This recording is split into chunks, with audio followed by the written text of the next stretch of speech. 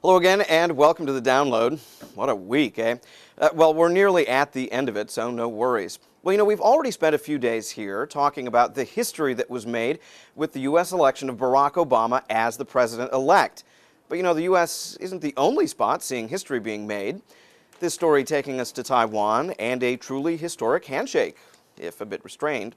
Well, set of handshakes, actually. Taiwan's President Ma Ying-jeou welcoming the highest-ranking official from China ever to visit, at least since Taiwan's break from the mainland in 1949.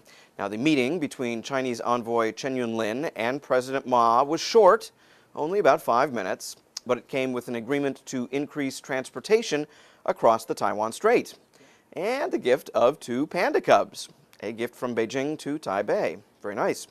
Well, also coming with the visit, protests. Riot police doing their best to keep the mobs controlled. Protesters angered by a number of issues, including, apparently, Mr. Chen's refusal to refer to Mr. Ma with the title President. For the record, China still does not formally acknowledge Taiwan's government and considers the island a breakaway region. Okay, so the U.S. may have just voted for a new president. Big deal. The tiny Himalayan nation of Bhutan going one better and choosing this week as the most auspicious time to crown their new king. Well, they sure were patient. It's been 2 years since Jigme Wangchuck was named heir to his father's crown and the title of Dragon King. And there he is. The 28-year-old Oxford grad has been something of an unofficial king for those last 2 years. And a modernizer, too, moving Bhutan from a direct royal rule to a parliamentary monarchy. But his coronation was delayed by astrologers waiting for the exact best time to crown the new king. Looks like they used all that time to prepare pretty well. The royal palace in Thimphu completely decked out for the event, which culminated at exactly 8:31 a.m. local time. Now, that was the precise moment presaged by Buddhist astrologers as the single best time for the current king to first lay the raven crown on the head of the new king. Well, mission accomplished. The new king, still said to be getting used to it all. Well, who can blame him? The download wishing the new king a long and healthy reign.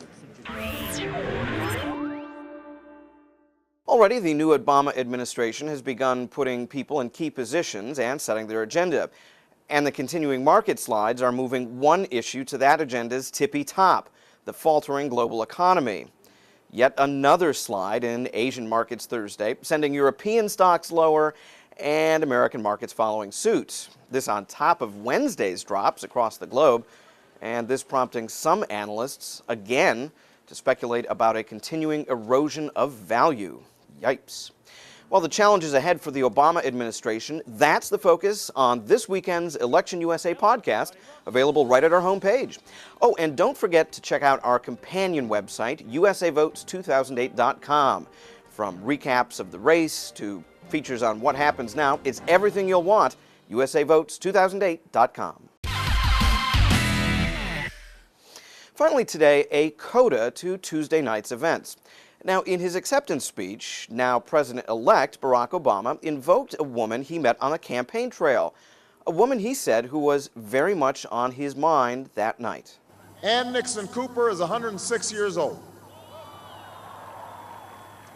She was born just a generation past slavery, a time when there were no cars on the road or planes in the sky, when someone like her couldn't vote for 2 reasons: because she was a woman and because of the color of her skin. Now, he went on to say that her story was, in a meaningful way, the story of America.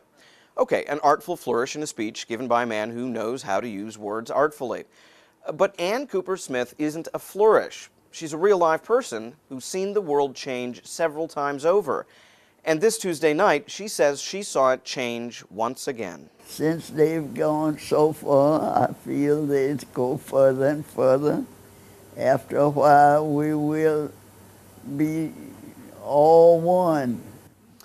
Well, good thoughts from a woman who's seen her share of history and now become part of it, too. Well, that is your download for now. We'll see you again tomorrow.